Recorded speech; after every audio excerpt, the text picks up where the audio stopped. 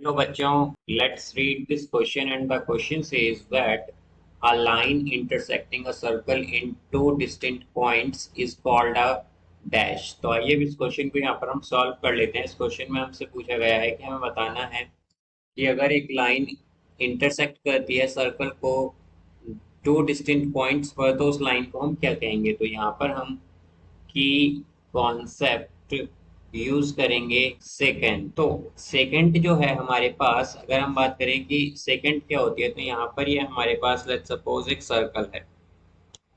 ये एक सर्कल है, तो इसमें हमारे पास अगर हम देखें तो ये बेसिकली इस तरह से जो होती है हमारे पास, जैसा कि हम देख सकते हैं कि ये क्या कर रही है, ये लाइन दो पॉइंट पर हमारा जो सर्कल है इसे इंटरसेक्ट कर रही है। तो इन्हें हम क्या कहते हैं, इन्हें हम कहते हैं सेकंड। सेकंड।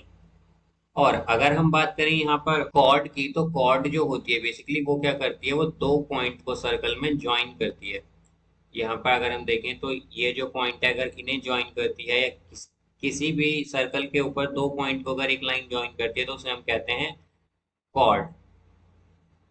और अगर कोई लाइन एक पॉइंट पर टच करती है सर्कल को तो इसे हम कहते हैं टेंजेंट।